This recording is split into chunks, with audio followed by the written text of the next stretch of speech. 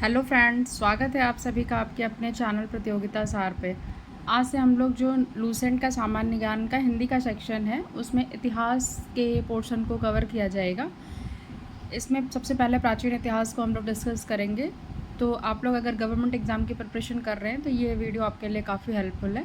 इसमें लूसेंट सामान्य ज्ञान के सारे जो चैप्टर वाइज कवर कराए जाएंगे। तो आज पहला चैप्टर है भारत का इतिहास, प्राचीन इतिहास से। इसमें देखिए, उत्तर में हिमालय से लेकर दक्षिण में समुद्र तक फैला यह उपमहाद्वीप भारत के नाम से ज्ञात है। महाकाव्य तथा पुराणों में भारतवर्ष अर्थात भरतों का देश तथा यहाँ के निवासियों को भारतीय अर्थात भरत की संतान कहा जाता था। भारत एक प्राचीन कबीले का नाम था। इसका उल्लेख ऋग्वेद में भी मिलता है। बाद में इसका प्रयोग देश के लिए होने लगा था और प्राचीन भारतीय अपने देश को जम्बू द्वीप अर्थात जम्बू मतलब होता है जामुन, वृक्षों का द्वीप कहते थे। प्राचीन ईरानी इसे सिंधु नदी के नाम से जोड़ते थे, जिसे वे सिंधु ना कहकर हिंदू कहते थे। प्रोनाउंसिएशन में उनका थोड़ा सा था, तो वो हिंदू कहते, सिंधु से हिंदू हो गया। यही नाम फिर पूरे पश्चिम में फैल गया और पूरे देश को इसी एक नदी के नाम से जाना जाने लगा। यूनानी इसे इंदे और अरब इसे हिंद कहते थे। मध्यकाल में इस देश को हिंदुस्तान कहा जाने लगा। यह शब्द भी फारसी शब्द से ही लिया गया है। जो हिंदुस्तान शब्द है आपका फारसी शब्द से लिया गया है। यूनानी भाषा के आधार पर अंग्रेज इसे इंडिया कहते थे। तो कई बार ओरिजिन से क्वेश्चन बन सकता है कि कौन से लोग इंडिया को क्या बोलते थे या ये नाम कहाँ से निकला है, तो आप इससे क्वेश्चंस बना सकते हैं। अगला है, भारत की जनसंख्या का निर्माण जिन प्रमुख नस्लों के मिश्रण से हुआ है वे हैं ऑटो ऑस्ट्रेलाइड, पैलियो मेडिटेरेनियन, काकेसायत्र, निग्रोयड और मंगोलायड। इन सब के कॉम्बिनेशन से जो है भारत की जनसंख्या का निर्माण इन नस्लों से हुआ है। भारतीय इतिहासकार को अध्ययन की सुविधा के लिए 3 भागों में बांटा गया है: प्राचीन भारत, मध्यकालीन भारत और आधुनिक भारत। तो आज हम लोग सबसे पहले प्राचीन भारत को देखेंगे। सबसे पहले इतिहास को 3 भागों में बांटने का श्रेय जो है जर्मन इतिहासकार क्रिस्टोफ सेलेरियस को जाता है। चलिए देखते हैं प्राचीन भारतीय इतिहास के जो स्रोत हैं वो हमें कहाँ से मिलते हैं। तो सबसे जो धर्म ग्रंथ, ऐतिहासिक ग्रंथ और विदेशियों का विवरण व पुरातत्व संबंधी साक्ष्यों से प्राप्त होती है। जानकारियों से हमें प्राचीन भारत के बारे में पता चलता है। देखिए, धर्म ग्रंथ एवं ऐतिहासिक ग्रंथ से मिलने वाली महत्वपूर्ण जानकारी। भारत का सर्व प्राचीन धर्म ग्रंथ जो वेद है, जिसके संकलन करता है महर्षि कृष्णद्वैपायन वेदव्यास को माना जाता है। वेद वसुदैव कुटुंबकम का उपदेश देता है। 4 वेद हैं, आप सभी लोगों को पता है, ऋग्वेद, यजुर्वेद, सामवेद और अथर्ववेद। इन चारों वेदों को संहिता कहा जाता है। सबसे पहले देखते हैं ऋग्वेद को। ऋचाओं के क्रमबद्ध ज्ञान के संग्रह को ऋग्वेद कहा जाता है। इसमें 10 मंडल हैं, 1028 सूक्त हैं और 10,462 ऋचाएँ हैं। वेद के पढ़ने वाले ऋषि को होत्र कहते हैं। तो एक छोटे छोटे वन लाइनर के क्वेश्चंस बन सकते हैं कि होत्र किसे कहते हैं। तो ऋग्वेद को पढ़ने वाले जो ऋषि होते थे उनको होत्र कहा जाता था। इस वेद से आर्य के राजनीतिक प्रणाली, इतिहास और ईश्वर की महिमा के बारे में जानकारी मिलती है। विश्वामित्र द्वारा रचित ऋग्वेद के 3रे मंडल में सूर्य देवता सावित्री को समर्पित प्रसिद्ध गायत्री मंत्र है। तो क्वेश्चन ये भी आ जाता है कि गायत्री को समर्पित जो है वो ऋग्वेद के किस मंडल में वर्णन है। तो 3रे मंडल में। इसके 9वें मंडल में देवता सोम का उल्लेख किया गया है। तो ऐसे छोटे छोटे क्वेश्चन वन लाइनर आपके वनडे एग्जाम में पूछे जाते हैं। इसके 8वें मंडल की हस्तलिखित ऋचाओं को खिल कहा जाता है। तो खिल किसे कहते हैं? 8वें मंडल की हस्तलिखित ऋचाओं को। ऋग्वेद का सबसे बड़ा जो मंडल है वो 10वां मंडल है।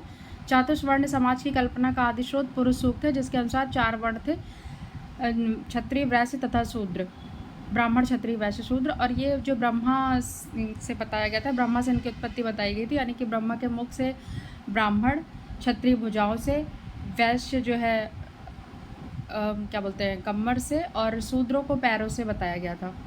ऋग्वेद में गाय के लिए अधन्य शब्द का प्रयोग किया गया था। इसका मतलब होता है ना मारे जाने योग्य, यानी कि गाय उस टाइम पे बहुत ही पूजनीय थी। अभी भी है पूजनीय, लेकिन ये ऋग्वेद काल से चला आ रहा है। ऋग्वेद में इंद्र के लिए 250 सूक्तियों का प्रयोग हुआ है और अग्नि के लिए 200 ऋचाओं की रचना की गई थी।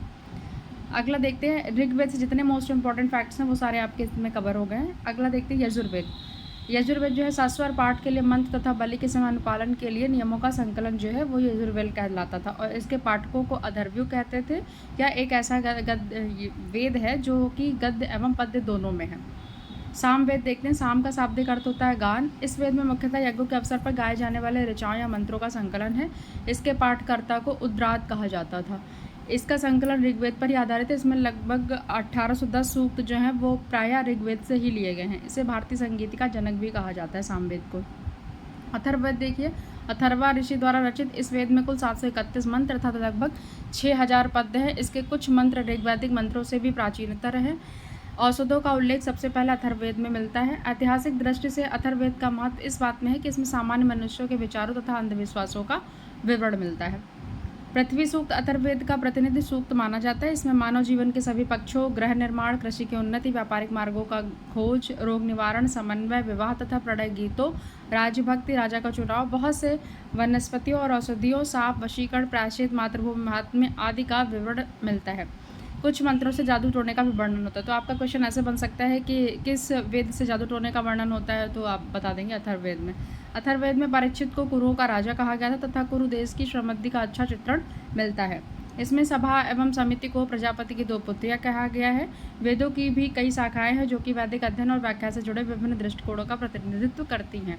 यजुर्वेद को शुक्ल यजुर्वेद और कृष्ण यजुर्वेद 2 शाखाओं में विभाजित किया गया था। अब देखते हैं ब्राह्मण, आरण्यक और उपनिषद।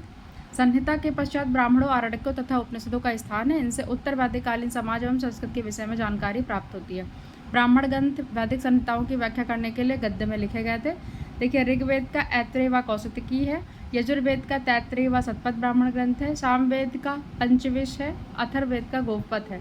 सामवेद, पंचविश इन ब्राह्मण ग्रंथों से हमें परीक्षित के अथर्ववेद, गोपथ और बिंबसार के पूर्व की घटनाओं का ज्ञान होता है। ऐत्रेय में राज्याभिषेक के नियम और कुछ प्राचीन राजाओं के नाम दिए गए हैं। शतपथ में गांधार, शल्य, कैकेय, कुरु, पांचाल, विदेह आदि राजाओं का उल्लेख मिलता है। वैदिक साहित्य में ऋग्वेद के बाद शतपथ ब्राह्मण का स्थान है। आरण्यक में देखिए, यज्ञ से जुड़े कर्मकांडों की दार्शनिक और प्रतीकात्मक अभिव्यक्ति है। उपनिषदों की संख्या 108 है, जिसमें से 13 को मूलभूत उपनिषदों की श्रेणी में रखा गया। इसमें यज्ञ से जुड़े दार्शनिक विचार, शरीर, आत्मा तथा ब्रह्मा की व्याख्या की गई है। स्त्री की सर्वाधिक गिरी हुई स्थिति मैत्रेयणी संहिता में बताई गई है और इसमें जुआ और शराब की भांति स्त्री को पुरुष का तीसरा मुख्य दोष बताया गया। शतपथ ब्राह्मण में स्त्री को पुरुष की अर्धांगिनी कहा गया है। जाबालोपनिषद में 4 आश्रमों का उल्लेख मिलता है। स्मृत ग्रंथों में सबसे प्राचीन एवं प्रामाणिक जो है वो मनुस्मृति को माना जाता है। यह शुंग काल का मानक ग्रंथ भी है। अब देखते हैं वेदांग एवं सूत्र। वेदों को भली भांति समझने के लिए 6 वेदांगों की रचना की गई है, जो कि हैं शिक्षा, कल्प, निरुक्त, व्याकरण, छंद और ज्योतिष। पुराणों के बारे में देख लेते हैं। भारतीय ऐतिहासिक कथाओं का सबसे अच्छा क्रमबद्ध विवरण पुराणों में मिलता है। इसके रचयिता लोमहर्ष हैं तथा इनके मत्स्य पुराण, आंध्र सातवाहन पुत्र, उग्रसेवा माने जाते हैं। इनकी संख्या 18 है। इनमें से केवल 5 मत्स्य, वायु, विष्णु, ब्राह्मण में ही राजाओं की वंशावली पाई जाती है, यानी कि कुल 18 हैं और 5 में राजाओं और इनकी वंशावलियाँ पाई जाती हैं। पुराणों में मत्स्य पुराण सबसे प्राचीन एवं प्रामाणिक है। अधिकतर पुराण सरल संस्कृत श्लोक में लिखे गए हैं। स्त्रियां तथा शूद्र जिन्हें वेद पढ़ने की अनुमति नहीं थी, वह भी पुराण सुन सकते थे। पुराणों को पाठ पुजारी मंदिरों में किया करते थे। सामाजिक एवं सांस्कृतिक दृष्टि से अग्नि पुराण का काफ़ी महत्व, इसमें राजतंत्र के साथ साथ कृषि संबंधी विवरण भी दिया गया है। उपनिषदों की रचना पुराणों से पहले हुई थी। अब देखते हैं बौद्ध, जैन एवं अन्य साहित्य के बारे में। जातक में बुद्ध की पूर्व जन्म की कहानी वर्णित है। हिनयान का प्रमुख ग्रंथ कथा वस्तु है, जिसमें महात्मा बुद्ध का जीवन चरित्र उनके कथानकों के साथ वर्णित है। जैन साहित्य को आगम कहा जाता था। जैन धर्म का प्रारंभिक इतिहास कल्पसूत्र से ज्ञात होता है। जैन ग्रंथ भगवती सूत्र में महावीर के जीवन, कृत्यों तथा अन्य समकालिकों का वर्णन है। अर्थशास्त्र के लेखक चाणक्य, जिनको विष्णुगुप्त कौटिल्य भी कहते थे, यह 15 अधिकरणों एवं 180 प्रकरणों में विभाजित था। अर्थशास्त्र, इसमें मौर्यकालीन इतिहास की जानकारी प्राप्त होती है।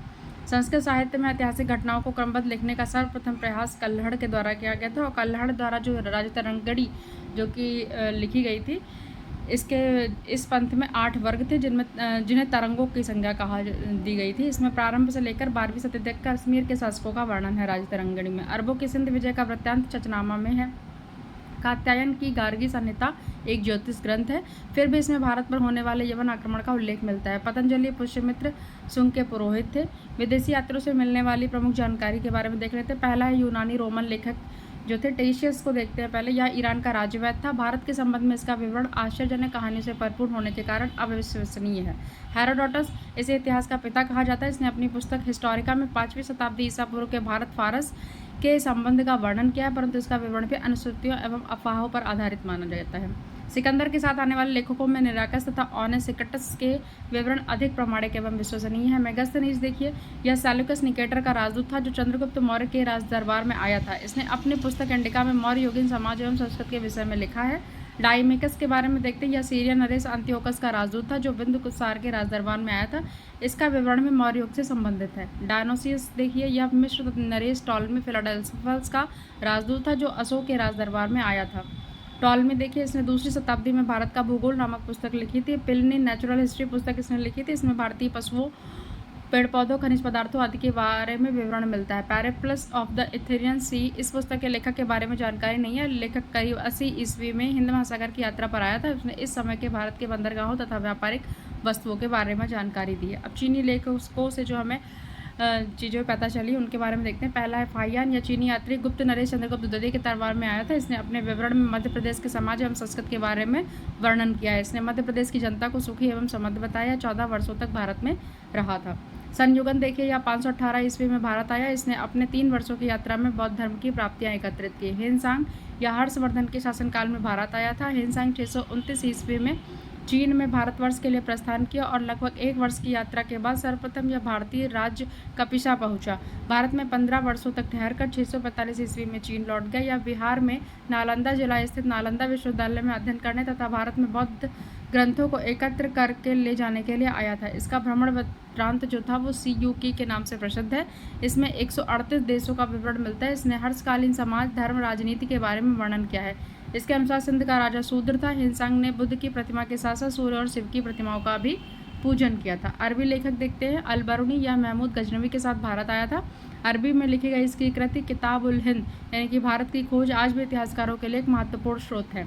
इब्न बतूता देखिए, इसके द्वारा अरबी भाषा में लिखा गया उसका वृत्तांत जिसे रेहला कहा जाता है 14वीं शताब्दी में भारतीय उपमहाद्वीप के सामाजिक तथा सांस्कृतिक जीवन के विषय में बहुत ही प्रचुर तथा सबसे रोचक जानकारियां देता है। 1333 ईस्वी में दिल्ली पहुंचने पर इसकी विद्वता से प्रभावित होकर मोहम्मद बिन तुगलक ने उसे दिल्ली का काजी या न्यायाधीश नियुक्त किया था। अन्य लेखक जो हुए थे उन्होंने भी कुछ फैक्ट्स बताए थे, उसको देखते। तारानाथ, यह एक तिब्बती लेखक था। इसने कंगियोर तथा तंगियोर नामक ग्रंथ की रचना की थी। इसमें भारतीय इतिहास के बारे में जानकारी मिलती है। मार्को पोलो, यह 13वीं शताब्दी के अंत में पांड्य देश की यात्रा पर आया था। इसका विवरण पांड्य इतिहास के अध्ययन के लिए उपयोगी है। पुरातत्व संबंधी साक्ष्य से मिलने वाली जानकारियाँ। भारतीय पुरातत्व शास्त्र का पितामह सर अलेक्जेंडर कनिंघम को कहा जाता है। सर्वप्रथम भारत का जिक्र हाथी गुम्फा अभिलेख में है। सर्वप्रथम दुर्भिक्ष का जानकारी देने वाला अभिलेख सौगारा अभिलेख है। इस अभिलेख में संकट काल में उपयोगित खाद्यान्न सुरक्षित रखने का भी उल्लेख है।